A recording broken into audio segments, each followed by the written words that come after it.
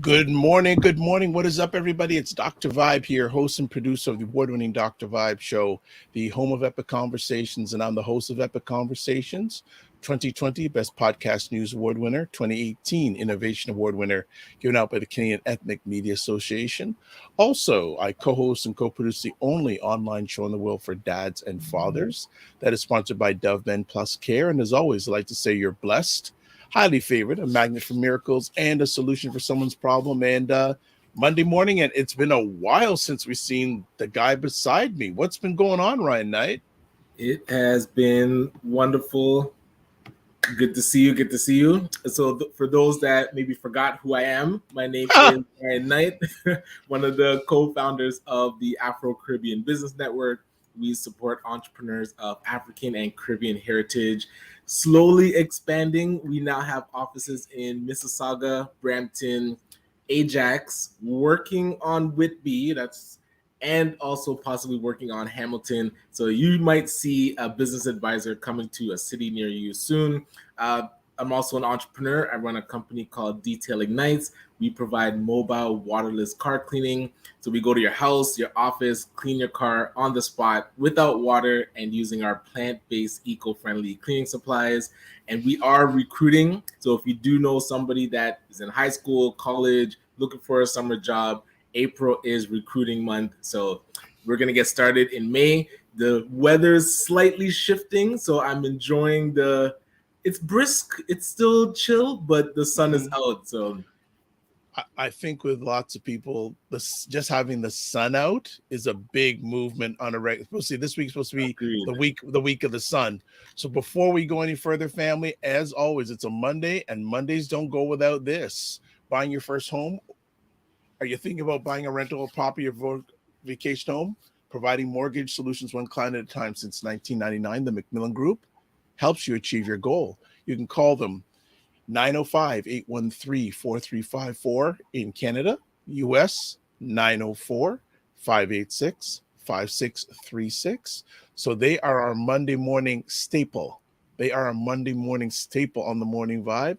Also, for those people, if you want some more information, there's a Canada number, US number, toll-free number, website, email address. So we got everything on down with them. And let's see who's here already. Good morning. Dr. Tachi is already with us from Florida. Big stuff. Big stuff. I was thinking about Dr. Tachi this morning. Well, we know you, Ryan. You're the gala. Hey, the gala report is going to be back because there's a few galas happening. So, you mean they finally took a break after you caused them? you just gave them all their free publicity? Yeah. It's ramping up. The sun is out, so the galas are back. Yes. Well, just a hail up to Dr. Tachi, who hosts the livest program about media, tech, and pop culture online on Wednesdays at 5 p.m. Eastern Time. It's called Mediascope, Wednesdays at 5 p.m. Eastern Time on Instagram Live, and then 6 p.m. on Facebook, Instagram, YouTube. I know they also broadcast in parts of the Caribbean, so it's all over the place, but thank you. And actually, we've got to get Dr. Tachi back. We need our Q1 media report. I just thought of that, yes. Taylor, the Q1 media report. So I'm going to reach out to you today, Dr. Tachi, and you know what? I'm going to call it, that's her. We need to get Dr. Tachi's media report or media segment. Okay, I've written that down on the digital. So Dr. Tachi, and she goes, okay. So she's nothing like getting a guest in real time. And she says, I'm in. Big tone. She can also give us some updates on her network, but we won't get too much out. So what's been going on, Ryan? How was your weekend? It's been at least a week since we've seen you. Yeah, and the weekend's been good. I know for those that are celebrating Easter, a lot of activities happening. Definitely got to visit with family, get an updated picture of all the cousins at my parents' house. So I Wow. think we're up to 16 grandkids. So that Wow. picture was full. 16? Yes. So that picture was full, and getting to just see everybody in one space, getting the babies still, the teenagers into the picture with their More why light on me here. do we have to do a picture? Like it was just the full range of children. So it was really good. 16. Whoa. So Whoa. that was good to see. But Uh, other than that, yeah, got to relax a little bit, take a couple of days off. But how was the weekend for you, sir? some relaxation. But I didn't go too on relaxation because I like to get things done when other people are staying still. So I gives me an opportunity to catch up on some things. Uh, always transitioning, different things going on. Got a little bit more. Oh, another member of the Fitness IQ Cam. Oh, you know what? Actually, we got to talk about that Fitness IQ Cam. Uh, We've got to get a Ryan Knight feedback on Earn Your Leisure in Toronto. yeah, we didn't get to talk about that. That was a week ago today. So what was your take? What was your take out? Because I know I, Fitness IQ Cam, like she wants to be their Canadian agent. So nice. And I was gonna actually wear my assets over liability shirt today, but uh it's bright greens. I didn't want to yeah, mess up with the yeah, green screen. yeah.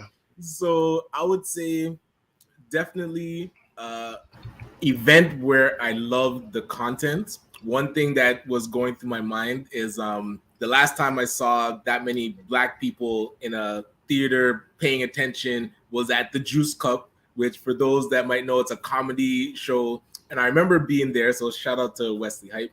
Uh, when I was at the Juice Cup, and I was like, wow, all of us are in this room paying attention. I would love to just get up there and talk about finance or talk about economics really quickly. Just say like, hey, let's actually not just be here for comedy, but be here for economics. So seeing a room full of black people focused and wanting to learn about finance, I felt was excellent. And now my only critique is how do we build off this momentum? Everybody was hyped up. I mean, the vibes were very positive, but now what is that long-term plan? Like, are there going to be those ongoing workshops? Is there a Canadian faction that is coordinating the ongoing university that Earn Your Leisure has in Canada? So, I mean, somebody has to take up the baton. There was a gentleman or a woman that was mentioned from stage that is in Toronto that was coordinating everything. I wasn't exactly sure who that was, but I'm hoping they're taking up the reins to continue the progress. Okay, so some comments here. So yes, Dr. Tachi, Ryan's giving you that. She goes, I love Earn Your Leisure. Divine Right is in the house. So do we have more Americans here this morning than Canadians? Only here. No. Okay, Christopher Lawrence has come in. Yes. Fitness IQ, absolutely Ryan. It's time to execute. Right. I guess Fitness IQ says, "Stop this! I want to bring us together." Well, you want to be the EUIL? That's all you talk about these days on the back channel. I'm happy to see that a group of melanated people got together. Right. I would have liked to known from what you were telling me on our back channel chat, there were some people that dressed like it was a concert. And you're gonna get that. I mean, people see it as a time to dress up and get out. I allow it. At least it was actually for good content. Most times we get dressed up and it's not for good content. So I'll give them a bly on that one. Okay, Divine Right says, as in the words of Redman, time for some action. Love it. But here, and I don't want to hold back our guests for too much longer, but I think we need to chat about this for a few more minutes. The information that they shared, was it really new information? The ways to invest, I would say you could Google, but they did give recommendations on some specific stocks to look at, some index funds, which I thought was valuable because I was able to go home and do some research. And again, from the stage, I think they could have given a really strong call to action. It was more generic to say, like, yes, let's change our mindset. Yes, let's invest and start thinking about the future. And then it was like, have a good night, folks, and we'll see you at the after party. Instead, if they said, this is what is happening next, this is what we're putting together for the Canadian audience, this is what we're building here, sign up here and we'll see you next week. That, to me, they had the platform to really give a call to action that a lot of people, I think, would have resonated with. Yeah, Fitness IQ says I would like some more folks to discuss about financially listing more. Yeah, I would like. We do it at least once a month with Wayne Harris, and Wayne will be coming to us this Friday because this past Friday was Good Friday. I think for individuals like Fitness IQ who have the information, who have the knowledge, my question is, these people who came out, I'd like to know what percentage of people who attended the two events will make a call to a financial advisor in the next month. Right. And I didn't really hear that type of call to action. So maybe people don't know to do that. And that's where, again, it's like, it's more what would be the next step. And they had the ability to give people. Yeah, like they have over 1 million followers online, etc. I would have said they would have, even if they had called this person or called this organization to get the ball rolling.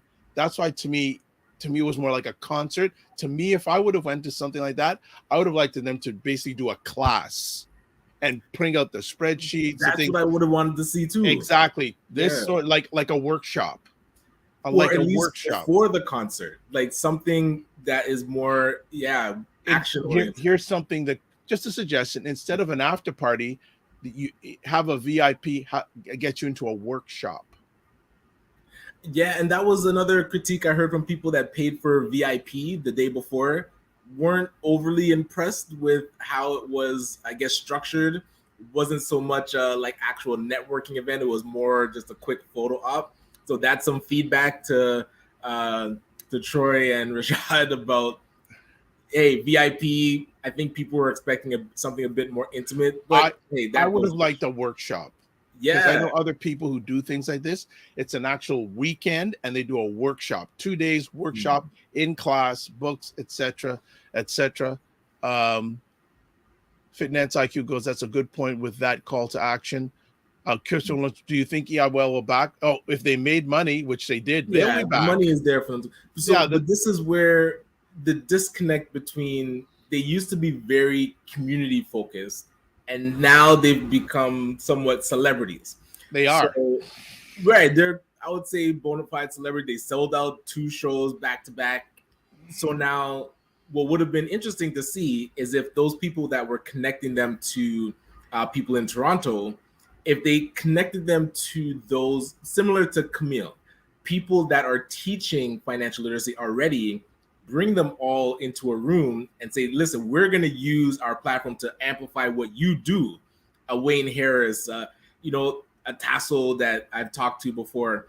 These are people that already teach in the community.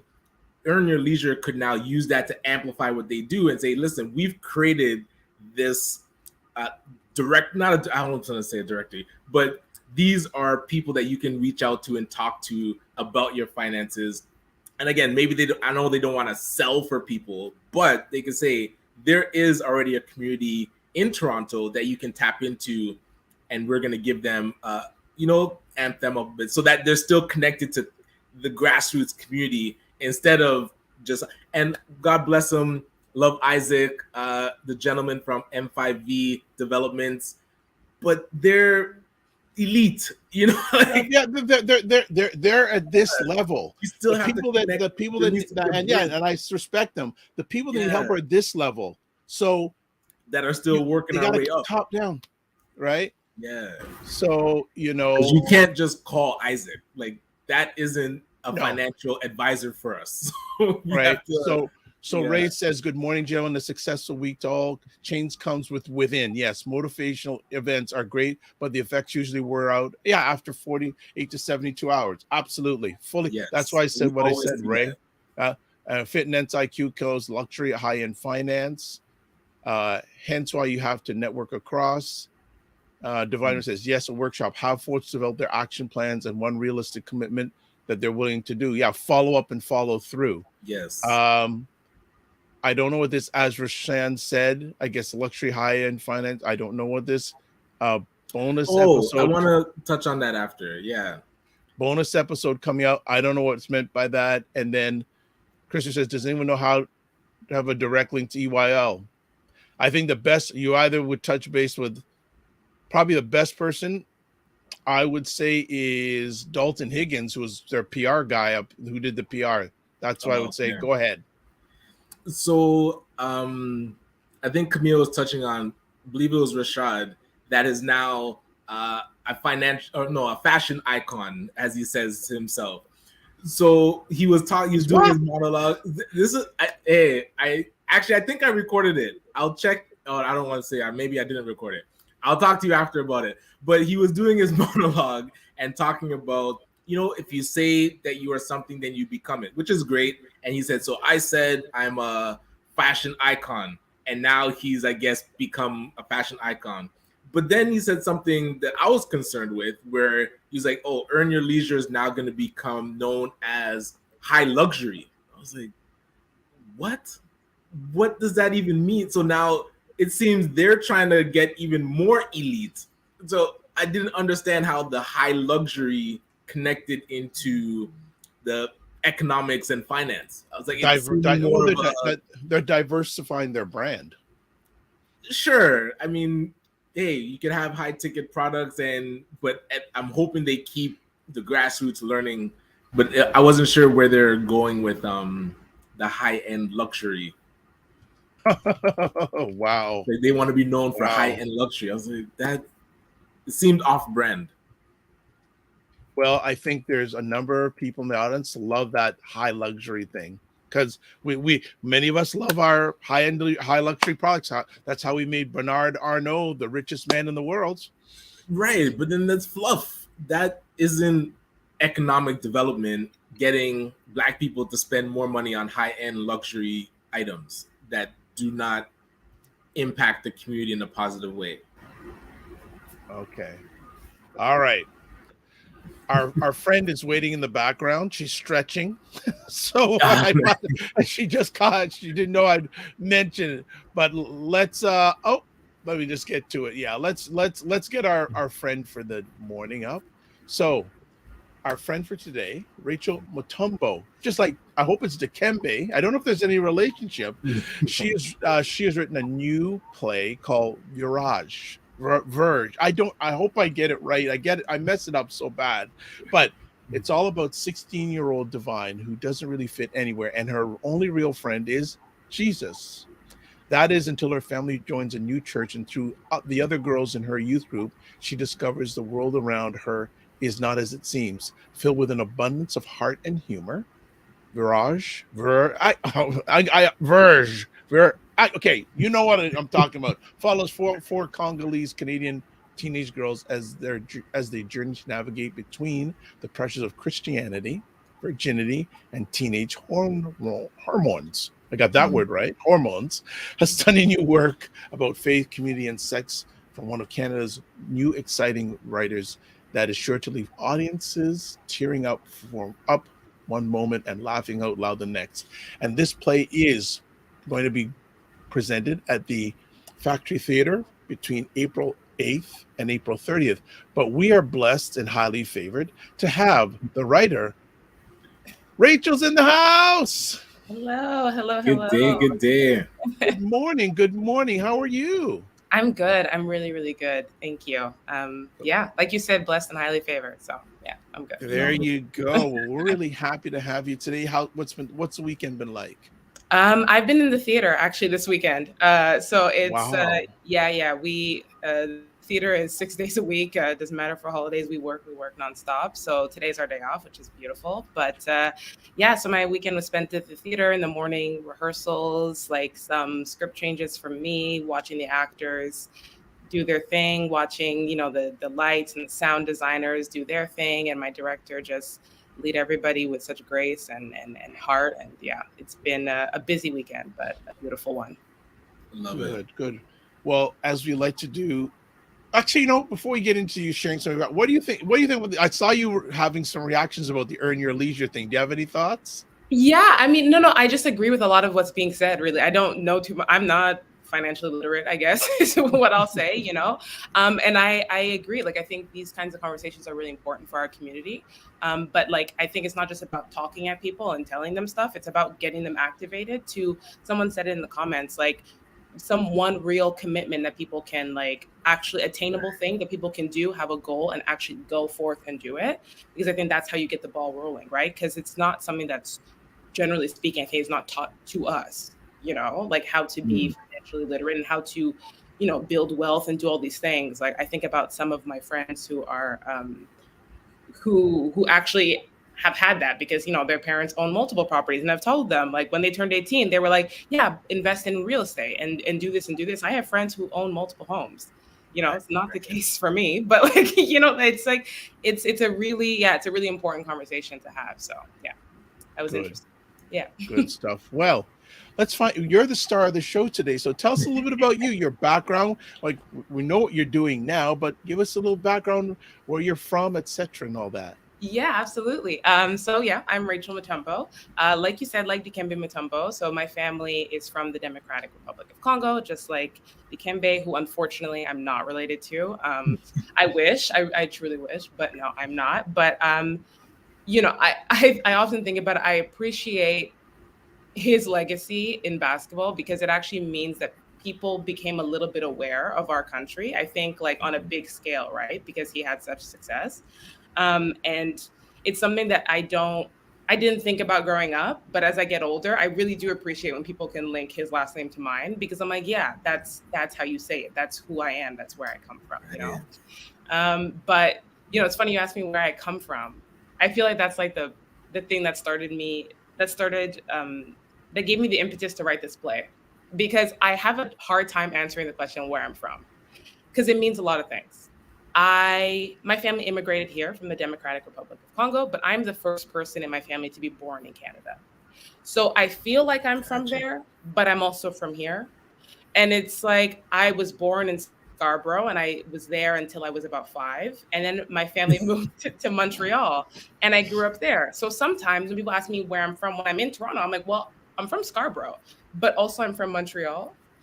So there's like this layer to, like, identity and where we come from and who I am and all the things that make me me, that I realize it's not a singular experience. And I think it's really something that really fascinated me in my work, but also just in my life. Like, as I get older and I think about what that means, where I come from and where I'm going and all these things. And so, yeah, but anyways, but all that to say, I am, I say now a playwright and an actor who bounces between Toronto and Montreal. I went to the National Theatre School of Canada in the acting program, and I graduated from there a few years ago. And right before the pandemic, I started writing plays. And it's been really awesome so far. I've won some awards for my plays. Vierge, for example, it won an award back in 2020. And I've had such momentum in my career, and I've been supported by a lot of people. And I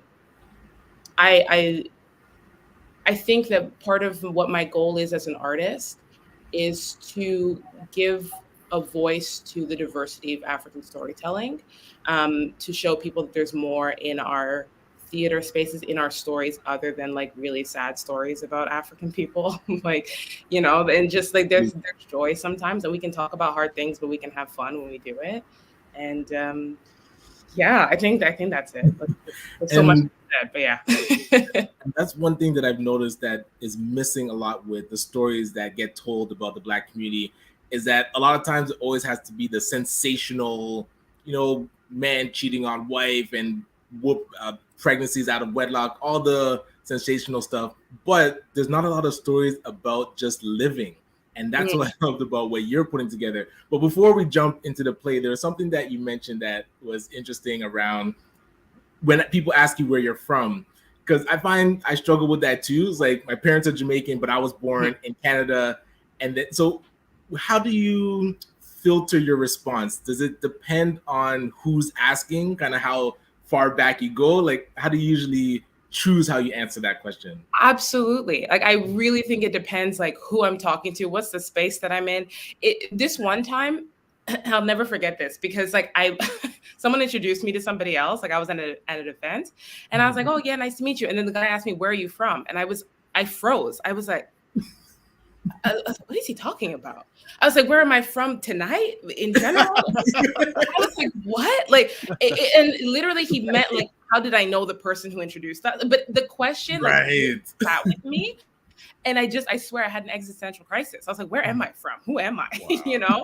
But I think it is that. Like, depending who asks me and what the context is, it means a lot of different things. When I'm in Toronto, a lot of the time, like, usually these days, because I've moved back to Montreal, I just say I'm from Montreal, you know? Yeah. And I have one of my friends from Scarborough. She's like, no, you're from Scarborough. Like, you know? So it's like, right, and then you get corrected. Because if I don't say I'm Jamaican, then my family will correct me. Exactly. Because there's that too, right? Like, my parents want me to say that I'm Congolese, and I am, but I also have lived my entire life in Canada. It doesn't negate where I come from, what the blood that's running through my veins. I know that I'm Congolese, like I am. But I'm also very much a Canadian because I've been here my whole life. And also, like, what does it mean to be a Canadian? Because that's also a really big conversation, because it doesn't take away where we came from. I think that's actually really important for people to recognize. Like, no matter how we got onto this land, it's so important that we are here now. But being a Canadian means a lot of different things. You know, like, this space is a Canadian space. Yes. And I think sometimes we forget that, especially when we consume media. You know, what are Canadian stories? Like, yeah, Black stories are Canadian stories too. African stories are Canadian stories too. Just want to put it up here. LOL funny. If you have a diverse background, quote, that where you are, question unquote, can really throw you for a loop. Yes, absolutely. So when did you know that this would be your lane? Performing, playwriting, etc. Oh my gosh, I think I've been winging it from day one. When I was in high school, so my father, when my family was still in Congo, my father was a judge. And so when he came to Canada, like, he still worked in the law. He worked at the Human Rights Commission for many years and stuff. And so I have a brother who went to law school. Like, I come from that kind of a family. And so I think for a long time, it was like, okay, cool, Rachel's going to be a lawyer too, because, you know, I guess I like to argue. I don't know. So that's what everyone thought I was going to do. But then I was in high school, and, you know, I was young when I finished high school. I was 16 when I finished high school. And as I was getting to the end, I was like, whatever I go do in college, that's like the rest of my life. It really freaked me out. I was like, whatever I choose, I have to be happy when I'm doing it. I just had this gut feeling that I had to be happy. And at the time, I really liked my drama classes. And I wasn't entirely sure if it could be a career at the time. I was 16. What did I know? You know? But I just followed a gut feeling, and I decided I was going to apply. In Montreal, we have this thing called CEGEP. So it's like before university, it's like a technical college. And I was going to go into an acting program in CEGEP. And that's what I decided to do. And it terrified me, but also it really excited me. And it just gave me joy. And I thought to myself, if I can do this for the rest of my life, I'm going to be happy. And so that's when I knew I wanted to be a performer. I love getting on stage. I love talking to people. I love when you're just on that stage and it's you and the audience is listening to every single thing you say, and you feel their energy with you. You feel them laughing with you, crying with you, just moving through all the emotional journey that your character is going on. I think there's nothing more beautiful than live theater, because it's exciting. It's ever changing. It's alive, you know, and the audience is such a big part of that. And so when I had that experience, I was like, this is what I want to do. And so that's what I did. So I went to theater school.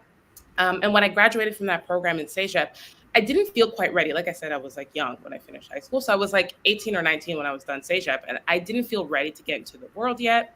So I ended up doing a mentorship program at Black Theater Workshop in Montreal. And that was a big eye-opening experience for me, because then I was in a room with other Black artists, like professional Black artists, people who were directing, acting, like stage man, like the whole thing in my city, you know? And I was like, okay, these people have success. These are the things I can do. These are the schools I can apply to. And I was like, okay, now I had momentum. I had people who understood and were explaining to me what it means to navigate this career as a Black artist, because that's also a layer that I did not learn in theater school, because Yes. yeah, because my teachers were not Black. So what could they tell me about, you know, what I was going to face? And so I did that. And then I went to NTS, the National Theater School, and I came out and all I wanted to do was be an actor. I never thought I was going to be a playwright. I thought I was just going to act. Right. What ended up happening is that I kept auditioning for parts that didn't feel like me. And I kept auditioning for parts where I felt like I had to leave my Blackness at the door, and that I had to, or I was playing other people's perception of what it means to be Black. And again, like sometimes the downtrodden woman, the struggling woman, and those things exist. That's real, right? But it just never felt like full characters. It never felt like me. And I rarely got to play African characters, you know? And right before the pandemic, I did this play in Toronto. It's called Schoolgirls, or the African Mean Girls play, by Jocelyn Bio. And she's a Ghanaian American playwright. And this play changed my life. It was funny. It was so funny. Like, and it was so successful. That was the biggest thing too. Yes. We had a play with 8 Black women on stage in Toronto that was sold out in that run. Audiences came. At one point, people were fighting for tickets at the end of the run, because like we really like it, it was such a good show. And it was amazing for me. I remember I said to my castmates, I was like, I want to do this. I want to write a play that has audiences feeling like this, that made us as actors feel like this, because us in that cast, we felt seen for who we were. Yes. Here we were, 8 Black women on stage who in a normal situation would be in an audition room fighting for the one part. And yet here we were on stage together playing 8 different characters with different facets and perspectives. And it was just so beautiful. And I was like, I want to do this, but I want to do it as a Canadian, because this is an American playwright who did this. I want to do this and show people that we can do this in Canada. We have those stories here. And I think that was really the big push for me to decide I wanted to write plays for us, you know? Wow. I love that. That is beautiful. And we've got, well, we could just stay on you, but there is a play too, but but there is a question from the audience, and I know Dr. Tatch, you had some comments earlier on about Earn Your Leisure. We'll keep those to the end, but there's a question here from Christopher saying, share with us if you can, coming from a family of lawyers, how supportive was your family with your love for theater? So I will say this, I don't know if anyone's ever seen Yvonne Orji's comedy special on HBO. She always says that she has Nigerian parents, and they always said the only lane for you to pursue in your career is like a doctor, a lawyer, or an engineer. And it's like a bit of a, it's a thing with African communities. Right. These are the jobs, maybe a nurse, a teacher, whatever. But there are some jobs with stability, especially with immigrant parents, that they would love for their children to pursue. And obviously that was not the case for me. It took a while for my parents to get on board, for my family to get on board with what I wanted to do. And for me, I was young and it was tough. But ultimately, I remember one day when I graduated from the National Theater School, my dad sat me down and he told me, he was like, I understand now why you have to do this and why you were called to do this. Right. Obviously, with the content of my play, I'm a Christian. I grew up in the church. And so my father said to me, God wouldn't have given you these talents if you weren't meant to be doing this. Wow. And so now my family gets it. They understand very much what my purpose is, really, when it comes to my career. Yeah. All right. And I'm so curious your thoughts on the starving artist concept. So you mentioned, and I know you're joking where you said, I'm not financially literate, but the business of art, the arts. Mm-hmm. And there's a colleague, Tanya Williams, that runs Real World Festival and Real World Screen Institute. Mm-hmm. Yeah. She always talks about the business side of the screen industry and media and arts. What has that journey been like for you, learning the business side, especially being the founder and the writer? So how do you navigate really putting together all those pieces? Yeah, I mean, that's a huge conversation. It's an important one. I'll say that I really figured it out like about 2 years ago, because the thing is, you can't really understand it until you start to make money. When you're going paycheck to pay, contract to contract, it's like, what am I saving? I have nothing, right? Like, it's like I'm gonna take these pennies and stretch them as far as I can go. And a lot of my life in the beginning was that I had a lot of like side jobs, and then I was hustling for acting work. Especially when you work in the theater, it's very different than TV and film. And a couple of years ago, when I started doing television, is when I actually started making money. And then I was like, oh, whoa, I need to do something about this. And then you get a big reality check when you have to do your taxes that first year that you make, right? Like as an artist, because you get all your money, they're not taxing you at the source. So you're like, oh, wow, this is great. I have all this money, but a lot of that is not yours. So yeah, it's a big, but it's a big and important conversation, I think, for artists to realize that. And another reality check, I had one of my side jobs at one point. I was working at a real estate law firm in Toronto at one point, and I watched artists come in and buy homes in this city, for a lot of money. And understanding that some people had been at it for a long time. It's about saving. It's about being smart. You don't know what the next gig is going to be necessarily sometimes. And so you have to act accordingly. Just because you made $100,000 on one contract doesn't mean you can now start living your life like, this is it, mama, I made it. You have to be concerned about the next one before you start doing things with that first paycheck. So yeah, it's a lot. It's something that I'm still learning. I'll say that as well, for sure. Okay. Well, Dr. Tachi, who says, yes, initially African families only saw 3 paths to success. There was a 4th path you could take, disgrace to the family. Oh, geez. Yeah, absolutely. Yes. So let's talk about the play, because we could have you on forever, but I know you got limited time. Let's talk. How did the play come about? Oh, yeah. I mean, I think, like I said, it's so many things, right? Like, I think doing that show, Schoolgirls, was a really, really big push for me to want to sit down and write this. But I think it's something that's lived in me and my body for a long time.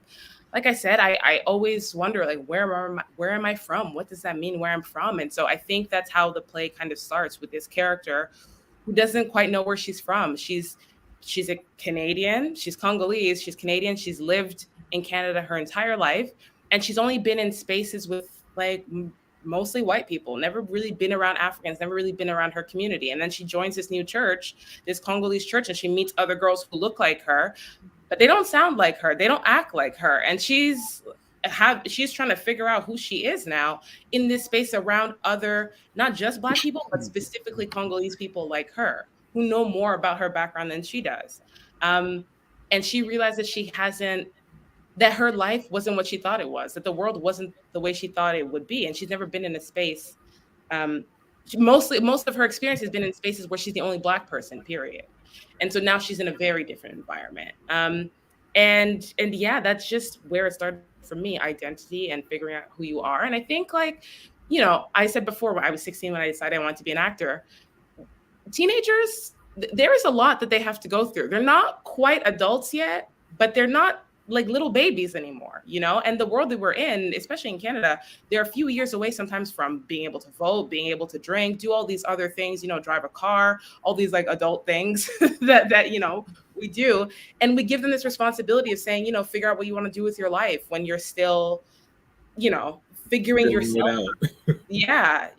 And so, and I was interested in that complexity for these characters. And I was interested in the conversations that we have as teenagers when our parents aren't around, when the adults are not around, when the teachers, when the pastor is not there. What are people talking about? Because I went to plenty of youth groups, and sometimes we talked about the Bible and sometimes we didn't. So and I was like, let's open that world up. Let's show people about some of the stuff that can happen, and there is some Bible talk in this play, a little bit. But it's about a lot of other stuff, it's about a lot of other stuff. I'm interested in how did the idea become a reality? Because I don't know a lot about your industry, but do you have to sell your idea? Like, is there a selling of your idea for it to get from idea to stage? Yeah, that's a really great question. So the interesting thing about my path, so the beauty of it is that I was already an actor in this industry, in theater. So people already knew who I was. And I think a few people I had worked with had always asked me, have you ever thought about writing? Have you ever thought about writing? I don't know if it's, the way that I think as an actor or what I've said to people, but a lot of people had said that to me. And so when I had the idea for this play, I talked to a friend of mine who is a playwright, who is also a performer and a playwright.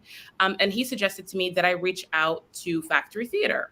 But the beautiful thing about that is that the play that I had just done, Schoolgirls, or the African Mean Girls play, was directed by Nina Liakino, who at the time was the artistic director of Factory Theater. So I already knew her as an actor. We'd spent, 8 weeks together in a rehearsal room. She very much knew me. So I was able to reach out to her and tell her, hey, I have this idea for a play. What do you think? Because Factory Theater, like a lot of theaters in Toronto, have new play development programs. So they have like a container for playwrights, for theater creators to get into a room by themselves or with other people, other playwrights or creators, and be able to start working on their ideas together, produce pages, read them together, just kind of have fun and just create ideas, not with the pressure of having a production, sometimes just to create and just to see where things go. So when I started writing this play and I told her about this idea, I had 0 pages written. I had no idea about what it was going to look like, where it was going to, I knew nothing. I just told her I had this impulse about this play about these Congolese girls in a church basement. And so she and I had a coffee. I got into the program, which at the time was called The Foundry. And I got into The Foundry with 3 other playwrights. So there was the 4 of us, and we would sit and we would write pages and we would read each other's characters and we would laugh and we would have fun. We would talk about it.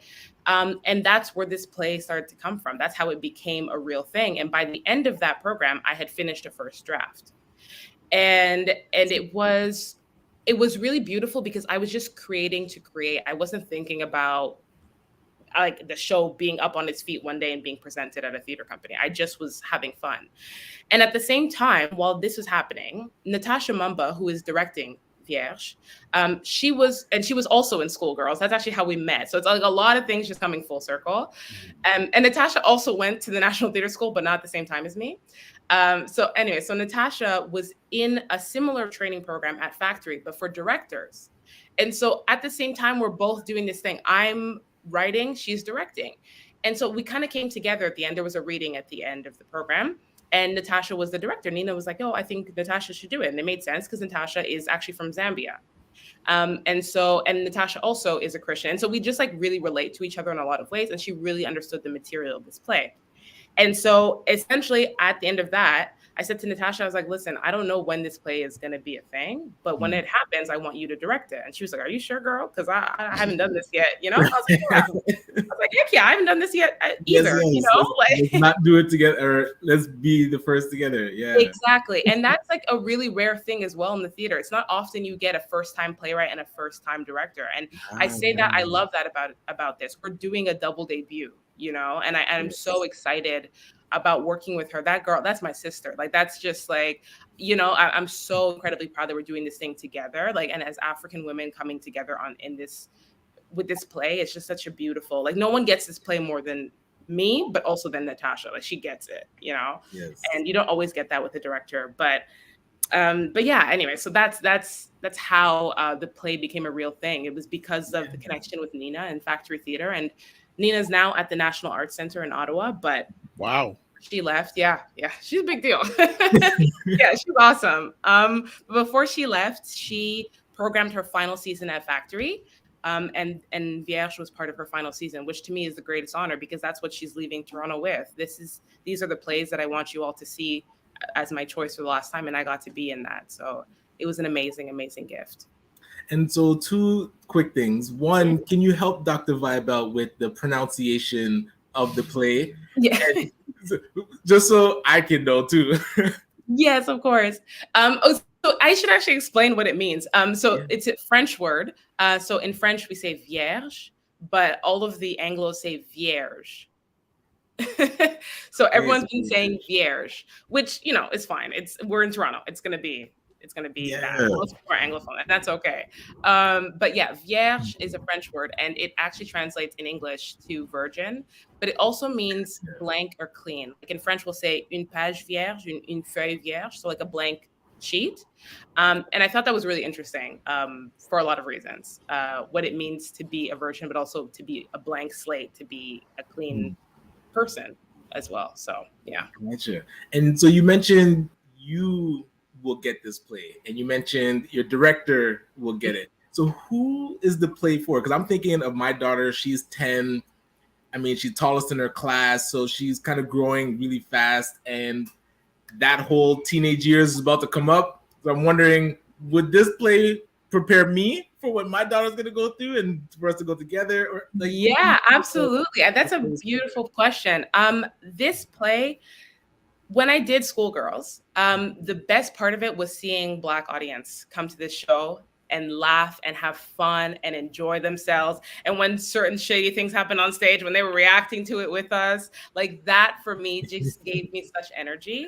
And that's what I really wanted to create with this play as well. So yes, absolutely. It's for us, you know, that it's for us. It's for everybody, but it's for Black people, you know, like to feel represented on stage, to feel like your stories matter, to feel like what we have to say is important. It's for our community. And I think absolutely, I don't, you know, it's funny. My brothers, two of my brothers are fathers. One of my brothers has 2 daughters and my other brother has a son and a daughter. And I think about my nieces all the time when I work. I think about what they're going to see their aunt doing when they Google her. What is she up to? What has she been saying and doing on stage or on screen? It's so important to me. And so I think about them when I write this kind of stuff. I haven't written this show for young audiences. I think it's important to say that. And some of the content of the show, as much as I'm saying it's joy and it's fun, there are some tough things that come up. So I think it's for, you know, parents to decide if they feel their children are ready to experience that. But I definitely think it's for parents, especially if you have a daughter. I think it's really important to come and see. You know, we live in a crazy world, and you can prepare your kids as much as you can, but sometimes there's things you can't prepare them for. But I think it's important to have conversations with them.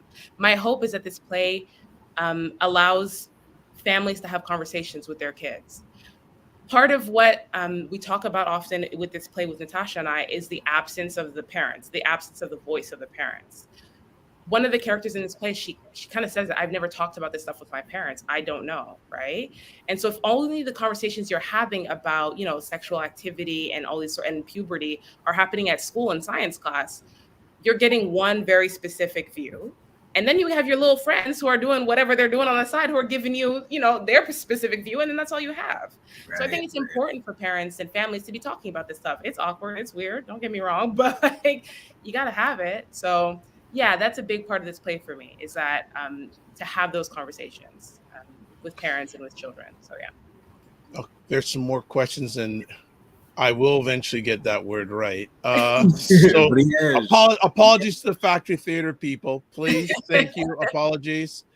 Cher Knight asks, is there a particular role that you found extremely challenging to prepare for? And also, I am wondering if you were involved in the casting process for this play, and how was that? Yeah. Is there a particular role that I've played that was challenging to prepare for? I think not particularly, to be honest. I think that having gone through theater school, the thing about theater school is that it tries to throw everything at you. They try to give you in those 3 years the experience of everything you can face when you get into the industry and give you the tools. So when you approach certain roles, you know how to, excuse me, you know how to face them and deal with them. You know, it's like an actor's process can be very technical sometimes. And it's not about like just, you know, becoming someone and being all, you know, and going through the pain that they go through and any of that stuff. Sometimes it's really just about looking at the text, understanding it, analyzing it up here. And then when you get up on your feet, it comes into your heart and into your body. And so, you know, there are roles that have been, I'll say, not in the preparation, but in the execution. When I did, it's a play called Ruined by Lynn Nottage, and I played a character in that play. And that was a tough one for a lot of reasons. I think, so Ruined actually, to my knowledge, I could be wrong, and I would hope to be wrong about this, but Ruined is the only play that I know of that is about Congolese women that is published, that it exists in the Western world. There may be something like, you know, in Congo or in Africa, but in the Western world, Ruined is the only one about Congolese women. And Lynn Nottage is an American playwright. Yeah. Mm-hmm. So that's a big reason also why I decided to write this play. But that aside, I did Ruined, which I loved. It's a beautiful work. And what the character that I played, she was really going through a lot of stuff. And so when I was doing the show, it required a lot from me emotionally to get through that play. And I think that was pretty tough for me. So that I would say was difficult. And then the second question about the casting process for this play, because it's my first play and because Natasha and I are friends, I was a part of the casting process a little bit. I was curious about it because as an actor, you're only ever like the one auditioning. So I was like, yeah, I want to be on the other side of the table. I want to see how it goes, you know? And it was really, really interesting.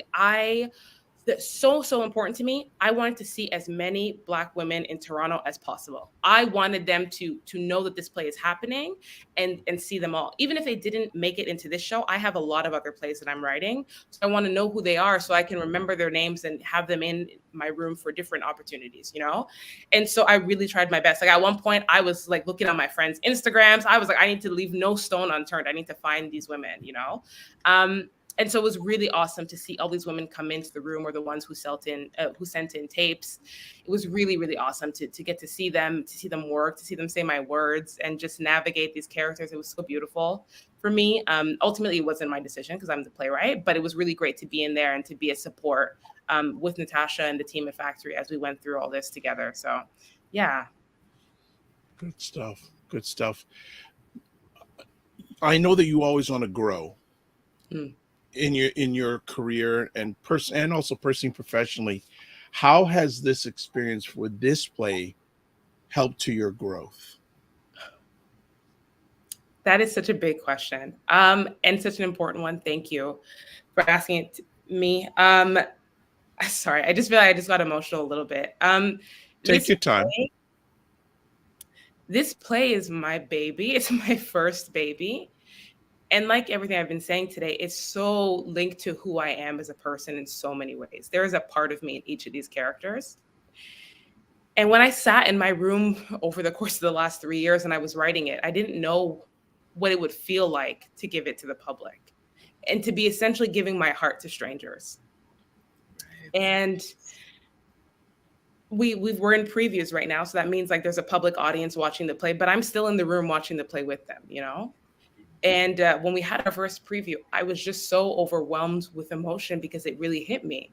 It's a really vulnerable experience to be a playwright, to show people this is who I am. These are the things that I think. These are the things that I love and have experienced, and the things that have, you know, given me joy and pain. These are the things I'm excited about, to show total strangers this is who I am.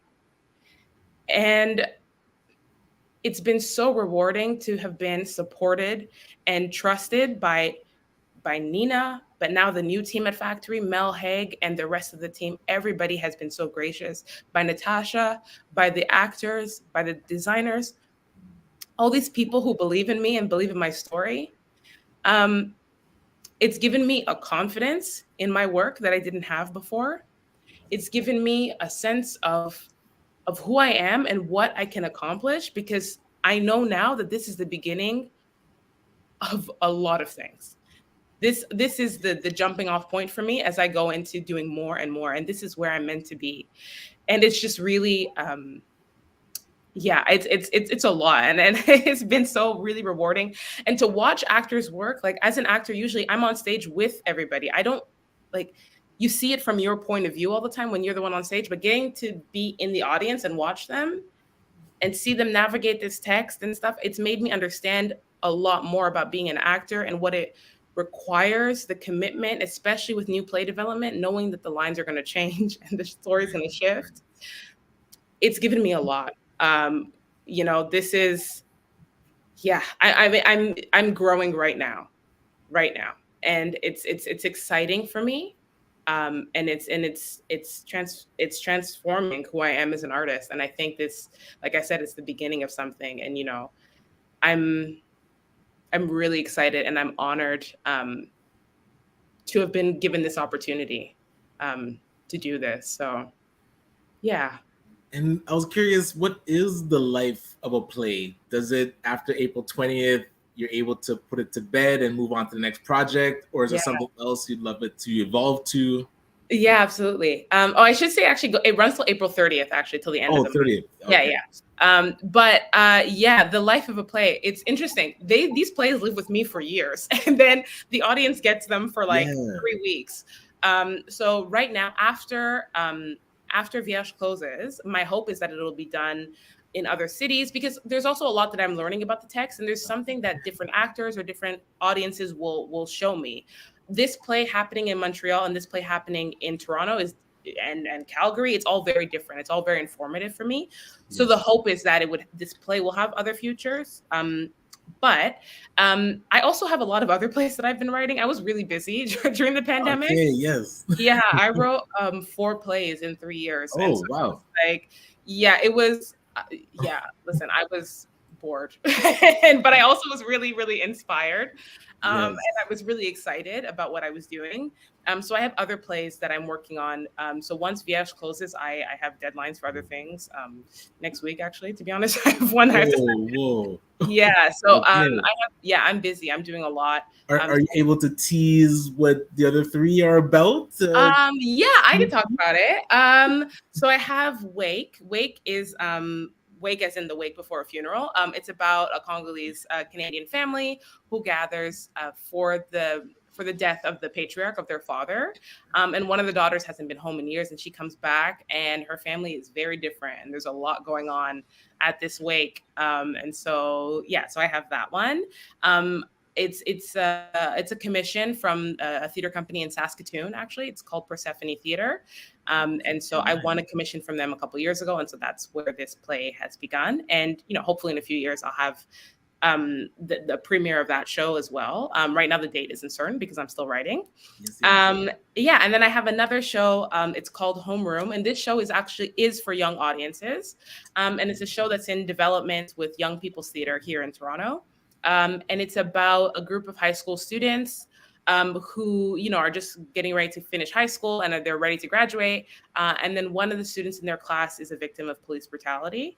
And it's about how this friend group has to navigate this thing that seemed so far removed, that seemed like, oh, this only happens in the States. It doesn't happen here. Now it's happened here. And how do they deal with that? How do they confront this? And how do, especially the white students in that friend group, how do they navigate what it means to be an ally, and deal with anti-Black racism and check their own biases and that sort of stuff. So those are some other things, some other projects that I have. I appreciate you sharing. That's awesome. Yeah, congrats. Absolutely. Thank you. I love that during the pandemic, one of my keynote phrases was "Don't waste the crisis." So it's very interesting to see that during the pandemic, you didn't just lay low. You were productive, and you wrote 4 things during the pandemic. Yeah, that's fantastic. Yeah, I mean, don't get me wrong. There were a lot of days where I was just in bed and I was like, I don't know what's happening. I think that everybody went through that. But what happened is right before the pandemic, I was really busy. I was filming. So I was living in Toronto. I was working a job. I was shooting a television show in Montreal. So I was traveling back and forth. I had just started the playwrights unit at Factory. So I was really, really busy. And I remember I said to one of my friends, on March 8th of 2020, I said to her, I was like, girl, I just need a break. I am so tired. I just need weeks. I just need something. And then I got my break. And at the beginning I was like, oh no, is this my fault? Did I manifest this thing? But I told myself, you know what? I don't know what's going to happen, because, at the beginning we were like, oh, it's just going to be a couple weeks, we'll be at home, right? So I didn't know what was going to happen and when we would go back to regular life. So I told myself, let me just get some momentum, get these drafts done, get, things going. And as things went longer and longer, I was like, oh, okay. I have more time. And so writing actually really sustained me financially throughout the pandemic as well. I was able to get grants for some of my plays and my ideas. And so that was the kind of reason that I had a lot of inspiration, and I had a lot of drive to be able to keep doing this, because, people were paying me money and they expected, drafts to be done. And so it was really great. It kept me grounded, I think, as well during the pandemic. It was a lot of fun. And that's part of why this experience of sharing the show with an audience is so weird for me, because typically playwrights, you have a little bit of experience. When you get to your 4th play, typically you've been used to having public audiences already.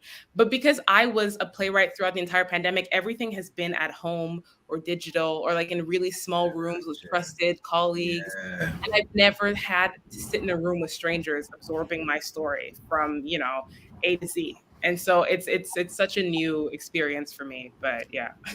All right. So Divine Right from the DMV, that's down in America. Says, I think of plays that have toured and came back time and time again. One that I'm thinking that I saw a few times growing up was Serafina. And also, she says, congratulations on the commission. Thank you. Also, Tim Frey asks, have you been able to use AI software to speed up the process of writing content for plays? Such an interesting question. I just was asked this. We were just talking about this with friends yesterday. I haven't. I'm a little scared of AI. I'm going to be honest. I'm a little scared. I'm just like, I don't know.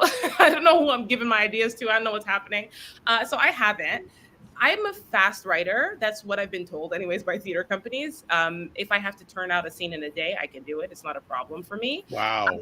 And so I don't really feel the need to have something right for me.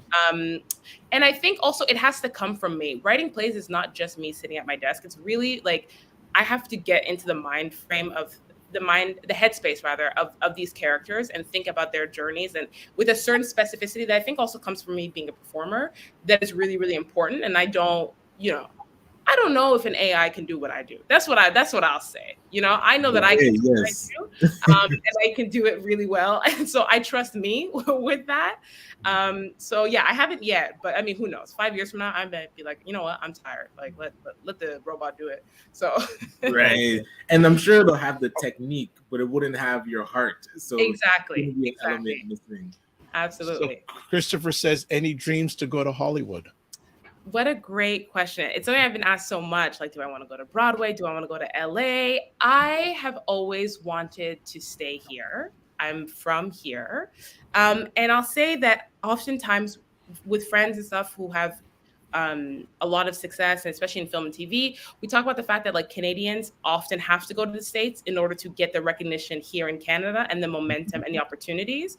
Think about people like, there's so many people, but everyone has to kind of leave. Like you think about like Simu Liu and like Shamir Anderson, like a lot of people have to go there, and then you come back, and then Canada's like, oh shoot, okay, yeah. And so I think it's important, and it's a beautiful thing, and I love to watch like people from here, from our country, get to go there and get those platforms that they deserve, because there's a lot of talent in Canada. As writers, as directors, as performers, there's a lot here. But for me right now, I want to stay here. I want to continue to be in Canadian spaces, and I'm hoping to help shift some of the stuff here in our country so that we can start to have our own platforms that are like Hollywood and like Broadway, and so that we can have that same recognition that those platforms have internationally, because we have that talent. You know how many Canadians are on Broadway right now doing things that people don't even realize it? It's interesting that I think that Toronto is recognized film wise and television wise, but it hasn't got down to the theater wise as of yet. Because again, look at film wise, TIFF, world renowned, and lots of productions are happening here. And I was actually on a media panel about 2 Saturdays ago, and there was a gentleman who's been an OG in the film industry here in Canada, and he's saying that there's a potential writer's strike going on in the United States. And if that happens, he said all the production companies are going to come up to start producing things here in Canada if there's a strike here. Gotcha. Right. So that's going to happen. Dr. Tachi asks, do you plan offering hybrid performances, meaning live streamed and in person? I'm sure people globally would love to see your work. Great question. Yeah, that's an awesome question. So during the pandemic, I did have a reading of one of my plays that ended up being online. And so that experience was really interesting. But the thing is that I write for the theater, and it's meant to be experienced in person. Right. And so that I'm glad that I went through the experience, because I realized I'm like, okay, the way that I write is for the stage. It's for people to be in the same space together, hearing these words. I agree. I think people globally would love to hear my work. So the hope is that, this play and my other works will get to have a life in other countries, on other continents. Something that I really want to do is have the play translated fully into French, so that it can be in those spaces, like, because in Congo, the majority of people, or I should say that the official language of Congo is French. That doesn't mean the majority of people speak that language, but that is our official language. And so I think it's important to hear those characters in that story in the French language. So for it to be able to go to places like France, like Montreal, like in Congo and other African countries where there are big groups of Congolese people and, and Africans who speak French, right? So I would really hope, to see this play in London, to see it in the US. Like, I think it's really important for that to happen. I would love for that to happen. I don't know if it's going to happen just yet. But yeah, that's something that it's really important to me. But the hybrid thing I hadn't thought of, and it's not something at the moment that Factory Theater is offering. But, I think with things that have happened with the theater during COVID, I think a lot of theater companies are navigating that stuff, thinking about it. I've thought about recording the play as an audio podcast so that it can be released, so people that's a good idea. Yeah, there's a lot of different options, so yeah, so we'll see. That'd be very, very good. We won't keep you for too much longer because I know you do need some rest. Yeah. What do you want the audience to take away from this piece of great work? I think I want the audience to take away. I talked earlier about the play Ruined by Lynn Nottage, and like I said, it's a beautiful play, but it's a really sad play. It's a hard play, and it's a drama. But Vierge is a comedy, and so first and foremost, I want people to laugh. I want people to enjoy themselves in the theater. I want them to have fun with these characters. I want them to go on the journey and to realize that that we can talk about hard things, but we can do it in a different way. We can do it with levity. We can do it with joy. We can do it with fun. And I want people also to realize that there is a diversity to the stories and to the narratives that we're used to for Black people, for African people, for Congolese people, all of it. There are a lot of stories in our communities, and it's not just what we've been seeing. That's not just what we've seen and what we've been given access to. And I'm talking from my experience because I am Congolese Canadian, and this is the story that I'm telling, and it's coming from me, about my people, about the communities that I belong to. And so I want people to have a different and a new perspective on those communities, but really, I just want people to have fun. That's really important for people to have fun. Yeah, Ryan, any last comments, Ryan? No, just a lot of congrats and best wishes for the play itself. So what's the best way for people to engage and go see it? Mm-hmm. And besides the play as well, I'm curious, how can the community just support you overall? Like, I know it's one thing to go see the play, but what can we do to help you along the journey? Oh, I love that. So there's a few things. So this weekend, actually, so we open this upcoming weekend, we open on the 13th, but the weekend of the 14th, 15th, and I believe the 16th as well, we actually have a Congo market. So they're an entrepreneurship here in Toronto, Taste of Congo, and they uplift and they support Congolese and people of the African diaspora in their different companies and businesses. And so they're going to have a Congo market at Factory Theater this weekend. So before the show, people can come, they can buy people's, jewelry, like clothing. There's a lot of different businesses that are going to be present. There's artwork, there's a lot of stuff. So this weekend we have Congo market. So I would, even if you don't come see the show, come to the Congo market. So that would be like really, really awesome to have the community out there and to support these businesses, these local Toronto Black businesses that are here. I would love if y'all come to see the show. Factory Theater is doing something that's really, really awesome this year. They have a pay what you decide. So instead of just, because theater is expensive sometimes, it'd be like $60 for a ticket, which even I don't do that. So Factory has tiered pricing, pay what you decide. So you can even choose for some performances, they have $0 tickets, but they also have $15 tickets, I think 30 and then 60 as well. So people can choose what they're comfortable with, what works for them. So that's really awesome. Come see the show. And if you see the show, tell your friends. If you enjoy the show, tell your friends. If you don't enjoy the show, tell your enemies. I don't care. Let them decide for themselves. Let them exactly.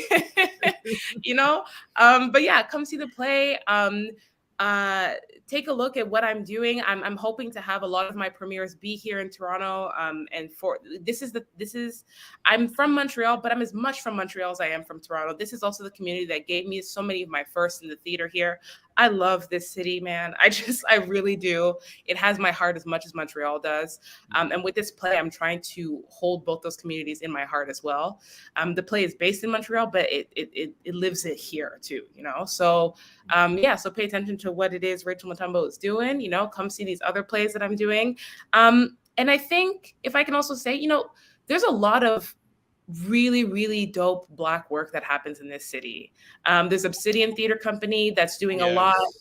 There's Be Current that's doing a lot as well. And there's other companies, you know, like Cahoots, like Factory Theater. There's a lot in this city. And there's even Tarragon Theater now that has a new artistic director who's Black, Mike Payette, who I know from Montreal. He's one of my mentors. He's an amazing human being. And there's a lot happening in this city. And there's people who are fighting to give us our stories on stage for us to feel represented and to feel like we have a place in the theater. A long time, a lot of the communities that have gone to theater for a long time have been predominantly white audiences. And I want people to know there is a space for you here too. You know, it's not just you have to come in your suit and tie and sit tightly and experience the theater. No, like I said, I want people to laugh. I want people to enjoy. I want you to be like, oh my gosh, you hear what she said? Like, you know, like it's for that. The theater is not just one thing, you know? And the Black experience is not monolithic. And a lot of these theater companies are doing a lot of work to help us be seen. And I think it's a really, really beautiful thing. So, yeah. So if you want to keep in touch with Rachel, there is her website address. If you want to check it out. And you know what? We'll even go there just for a second. My gosh. What do you mean, my gosh? I know. Did I update it? No, this is when you go to her website. This is what it looks like. So there you go. Yeah. So we covered everything today. So Rachel, thank you so much. Continued success on what you have, are, and will be doing. Please stay in touch and keep us updated on, as that old Police song says, every move you make, every step you take, we'll be watching you. As the old Police song, every step you take says. And also, people, if you want to find out more information about the play, here we go. No, and before you're gonna say it, what's it called? Vierge. No, not you, Rachel. That's what it's called. Vierge. Right? So, but also, before you leave, I want you to shout out all the people that have made this happen.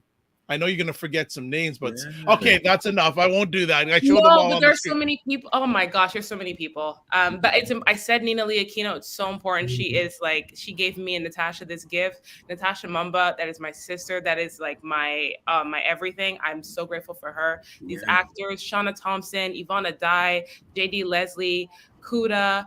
The new artistic director, Mel Haig. Oh my gosh, there's so many people on this list. I don't want to forget. There's too many. Arts Council. I can't. There's a lot. Theater takes a village. Yeah. So and I noticed that just when it showed all the people involved, it takes so many people to bring a play to life. Yeah, and there's people that you don't even see up there. Like there's, you know, and the funders and the people who, like, there's a lot happening. There's a lot of moving pieces. The people who donate to Factory, the people who just always have been subscribers, and like there's just like there is a lot to help these things happen and come to fruition. You know, and you know I gotta thank God too, because where would I be without him? So there's that too. I also want to thank Shelly, Ashley, and Neha. Neha. Neha. If I get your name wrong, it's my head and not my heart. That's the same with the name of play. It's my head, not my heart. But I'd like to thank those three individuals for making this conversation happen today. Divine Right from the DMV says, I love the pricing structure so everyone can go to the show. Absolutely. So wonderful. What's up for the rest of your day? I know you're going to relax. Yeah, right. Yeah, I am. You are? Yeah. No, I might go back to bed. I don't know. We'll see. Okay. Well, we didn't want to exhaust you. We didn't want to exhaust you. Yes. Well, look, thanks so much for taking the time, and everyone, go check it out. Thank you both so much. It's been really, really fun. This is great. Thank you. Appreciate it. Take care. Bye. Yeah, that was fantastic, Ryan. That was really, very good. Nice. So we got some more comments. Vierge, all right? I got it right. Vierge. So few more comments here. We had a number of comments that happened today. Did Rachel mention the show, the Boy and Girls Club? No, she did not. Dr. Tati says that I think she says thank you so much instead of that so much. That was great. And Dr. Tati has a background in theater too, so she can fully relate. Dr. Vibes, sing the song. I heard you sing like Luther V. You're messed up, man. No. The only places I sing is in the shower by myself and in the car by myself. Nowhere else. I want to preserve humanity. So, but good. And Christopher Lawrence says, great interview here. Thank you, Christopher. All of you made it a great conversation today. Great conversation. What else? Fitnance Cam, amazing conversation. Yeah. I did not know that this person existed, and she has so much to offer. Yes, so much to offer. We still have leftover leisure comments. Right. So let's get back to this. Dr. Tati says, I think a part of the attraction to luxury, especially for Black people, is that we are tired of just settling. We have always had to approach things from a standpoint of frugality. Okay. I hear you on that. That's valid. For some, that it's the aspect of let me just enjoy this Chanel card holder without guilt, please. Right. If you want to follow U.S. financial coaches, your best options are Dr. Boyce Watkins, Jay Morrison, and Julian Gordon, among a few others. Yeah, big fan of what Jay Morrison is doing in Atlanta with buildings. Actually, I'll wait. I'm gonna be doing something the next few weeks that is mentioned there. But all those three individuals, respect, big time. And Dr. Tati says it's also the aspect of feeling deserving of good things. Okay. And again, I am all for the baseline for what we do being excellence. It's when trying to get to that luxury elitism separates us from the people that need the work. Because a lot of times that comes with the price difference that creates classism. So you don't want something that started really from grassroots connection to community type teaching to now get to this elite class where people aren't getting the knowledge. So are you actually doing what you set out to do, or now are you just trying to have a Chanel purse? Like, is it helping the community is the biggest question. Instead of buying the Chanel purse, buy stocks in the company that makes it, so that every time someone buys the Chanel purse, you're making money. Yeah, they should learn how do you take EYL IPO. That would be high luxury. Fitnance Cam, there needs to be a balance. Something tell me what we should also do is maybe a round table of melanated people who are finance people and have a round table on this. Divine Right says such a great it's a great conversation. Y'all made it great. Christopher Lawrence says yes, at one point a lot of movies were produced right here in Toronto. Bait, Exit Wounds, the first X-Men, and others. There's still more. Oh yeah, there's still more that are being produced here. And interesting, yes, Fitness, get the assets before Chanel. There you go. Interesting. A few months ago we had on here a lady named Sharon Lewis. And I didn't know till then she produces episodes of Law and Order. Well, right. I'm following her. She does so much production work, family. Wow, I mean, yes, like high level. I gotta ask if she can come back. She is constantly busy. I mean, constantly busy in the U.S. She's now, and I don't watch the series. Is it called Power? Okay, yes. They're gone into something called Ghost. Right, the spinoff. Right. She's producing episodes of that. Oh wow! And she produces Law and Order.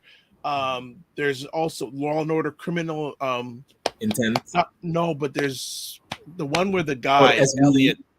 No, Elliot has organized crime. Oh, the newest one. Yeah. She's produced episodes of that. Right. Like I follow her, and that's huge. I just followed her and go. She is nonstop. Canadian down in the US represent. I'm so happy for her and all the great work. And Fitness IQ Canada's, honestly, Canada's a hot spot for filming. Well, like I said, if there's a writer's strike in the next month in the US, you're going to see enough productions coming up here to Canada. And especially, too, when they get 30 cents on their dollar, they're going to be here. So true. So what's up for the rest of the week, man? The weekend took some time to get some ideas off my chest. So one big thing that we actually launched today is a series of articles that are going to be coming out every week talking about who's doing what in Black Canada. So from media, support for women, support for men, youth, entrepreneurship, economics, justice, health, education. Okay. Each week touching on a different topic. And I wanted to do the research on who is the players in those space, who's doing the work. And so one platform that we started working on is called Mkutano, and you might have heard it when we were at the study group. So being able to have this platform that organizes everything that's happening in Black Canada. So I wanted to start digging into it. So each week you're going to see articles about different themes in the Black community.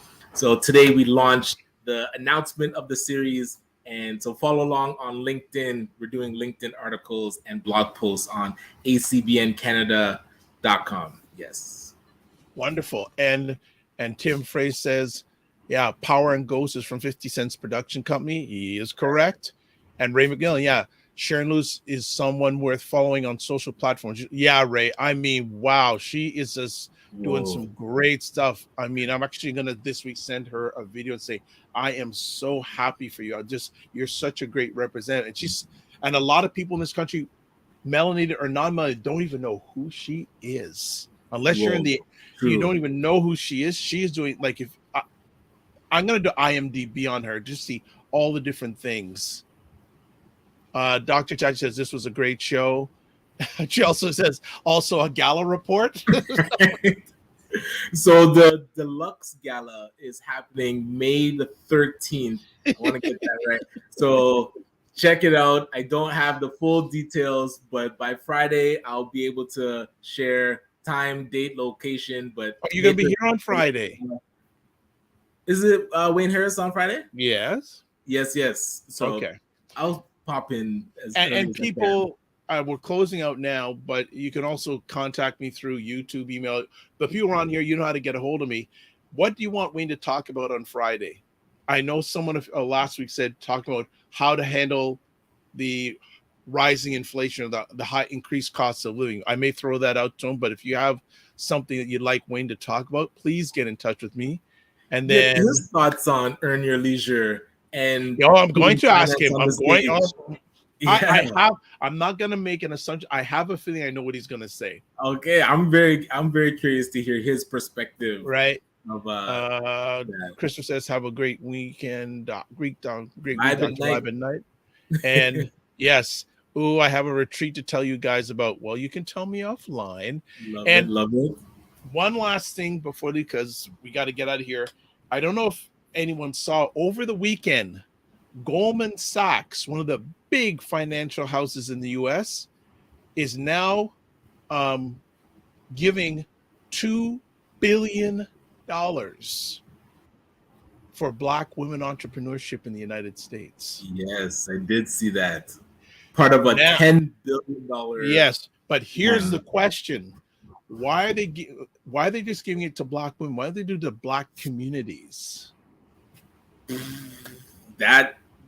Who is the PR contact on the article and press release?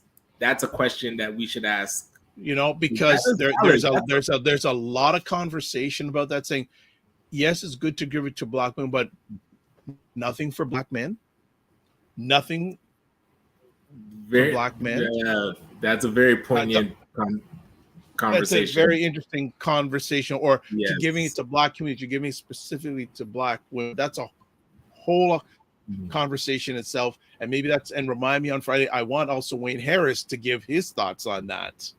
Yeah. And nothing against giving money to our sisters, but what about giving money for Black men developing entrepreneurs, or giving it to Black communities to do? You're giving specifically or even giving it to Black-owned businesses. That would even be better. Yeah, it's interesting that they would only pick one segment of the Black community. Well, I can see them saying, because the fastest growing sector of entrepreneurship is Black women. Mm-hmm. That is seen, but people are questioning. Like $10 billion. That is a very direct, massive investment to eliminate the other side of the community. I just love to hear there. Is it only because? Well, see, now that we see, I'm glad I put this up then, because the debates are sorry, but there's still misogyny that prevents Black women from reaching financial goals. I agree with it being to Black women because it filters, but then this is a whole that you see. We could bring on people about this. This is why I want people to come on the platform. We can have a great conversation about this, because I hear where you're coming from, Dr. Taji, but there's another side saying you're just widening the divide between Black men and Black women. Some people are saying that. That's what I'm just hearing. Fitness IQ says a way to stir the pot and keep us separated. So see, that's a different opinion there from two Black women who I highly respect. That's why we'd like to have you on here. I'm not saying, I'm just saying. So let's leave it at that. I thought I just dropped that in. People go, So before we leave, as always, subscribe to the Dr. Vibe Show on YouTube and also hit the notification button. Push like on Facebook, wherever you're watching this. Like, share. Tell your friends about it, like we always like you to do.